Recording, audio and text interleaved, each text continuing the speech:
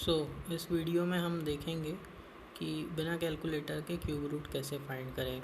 UPSC engineering services exam के लिए हम जानते हैं कि वहाँ पर आजकल कितने क्लोज कैलकुलेशंस पूछने लगे हैं, तो बिना कैलकुलेटर के कैसे कैलकुलेट करना है। इसके पहले मैं स्क्वायर रूट का भी वीडियो बना चुका हूँ, तो अगर आपको मिल जाए तो देख लीजिए।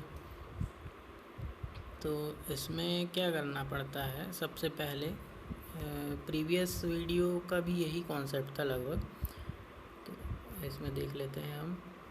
सबसे पहले क्या करते हैं, जो भी अपना जैसे 20 का हमने एक एग्जांपल लिया है, 20 का हमें क्यूब रूट फाइंड करना है। यहाँ पर आंसर लिखा हुआ है 2.714 होता है एग्जैक्ट कैलकुलेटर के साथ। अब हम इसको कैसे निकाल सकते हैं हम देखते हैं।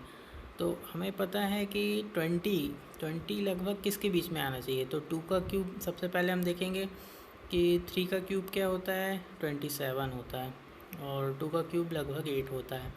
तो और इसके बीच में और कुछ है ही नहीं, तो हमें ये पता चल गया कि 8 और 27 के बीच में ही 20 आएगा।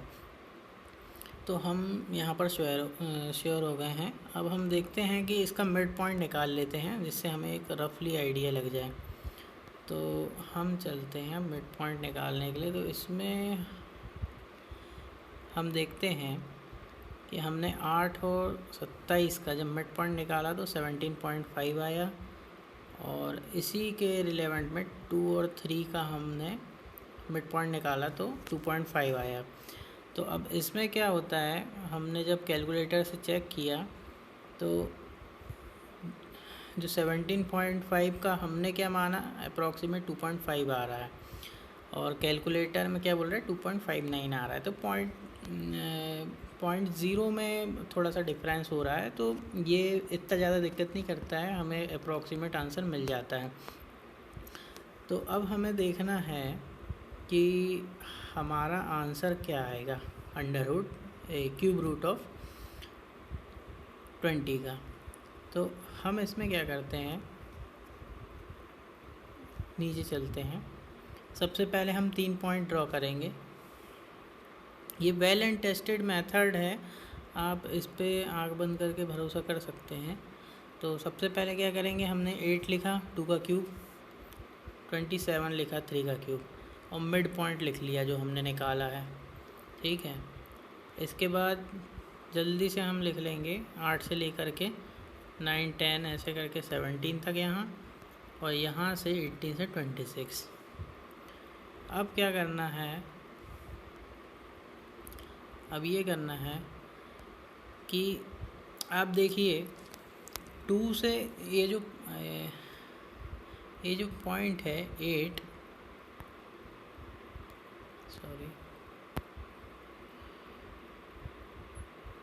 ये जो पॉइंट है 8 और इसका क्यूब रूट है 2, और ऐसी 17.5 है, इसका क्यूब रूट है 2.5।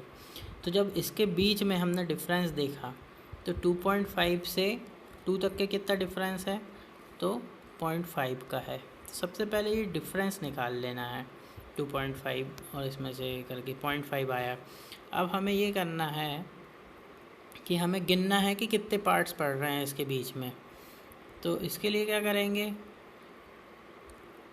17.5 में से 8 को माइनस कर देंगे। क्यों कर देंगे, ये 17.5 मिड पॉइंट है और ये स्टार्टिंग पॉइंट हमारा 8 है, तो लगभग 9.5 आता है। तो 0.5 को नहीं लेना है, ये 9 पार्ट्स हमें दिखता है यहाँ से कि 9 पार्ट्स हमारे हैं इसके बीच में। तो अब इससे क्या होगा कि हम इसको डिवाइड कर लेंगे।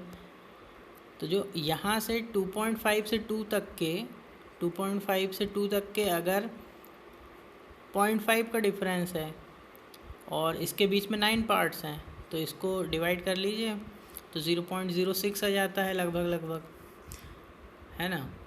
ये सुनने में भले ही आपको बड़ा वीडियो लग रहा है क्योंकि हम समझ रहे हैं, पर जब करेंगे तो 20 से 30 सेकंड में ये हो जाएगा। तो अब क्या करना है, हमने देखा 0.06 आ रहा है, तो अब निकालने की बारी आ गई है। तो अब निकालना ऐसे है कि जैसे हम चलते हैं, तो सबसे पहले हम देखते हैं 9 का। तो 9 हमने देखा फर्स्ट पार्ट हुआ, है ना। तो यहाँ से तो ये हो गया 2 प्लस 0.06 है ना, फर्स्ट पार्ट क्योंकि एक पार्ट है, तो ये हो गया 2.06 आंसर। कैलकुलेटर से किया तो 2.08 आ रहा है। ऐसे ही देख लेते हैं, जैसे अगर हम 12 का निकालना चाहे, क्यूब रूट ऑफ 12, तो इसमें क्या करेंगे, 2 तो रहेगा ही स्टार्टिंग पॉइंट, प्लस यहाँ से 12 कौन से नंबर पे है, 1 2 3 4, चौथे नंबर पे है, तो 4 इंटू हमने यूनिट पार्ट क्या निकाला था इसका 0.06, तो 0.06 को अगर आप मल्टीप्लाई करेंगे 4 से तो 0.24 आएगा। तो ये 2.24 आपका यहाँ पर जोड़ देंगे, तो यहाँ पर अप्रॉक्सीमेट आ रहा है 2.24 और एग्जैक्ट क्या है यहाँ पर 2.28 कैलकुलेटर के साथ। अब बारी आ जाती है जाकर के क्यूब रूट ऑफ 20 निकालने की, जिसका हमने क्वेश्चन किया था। तो इसके लिए क्या करना है, वही प्रोसीजर करना है कि यहाँ से 2 तो रहेगा हमारा बेसिक है ना, क्योंकि 2 और 3 के बीच में ही हमारा क्यूब रूट है और 2.5 से ज़्यादा है। अब यहाँ पर ये जो 20 है, ये 20 कौन से नंबर पे आएगा, तो 9 से आप गिन लीजिए, 9 से 17 तक के हैं अपने 9 पार्ट्स, उसके बाद ये हो गया 10 11 12 12 पार्ट्स है ना। तो अब क्या करना है, यहाँ पर जो क्यूब रूट ऑफ 20 होगा तो 2 तो रहेगा ही, प्लस जो हमारा 0.06 है इंटू हमारा कितने पार्ट्स गिने हमने 12 पार्ट्स,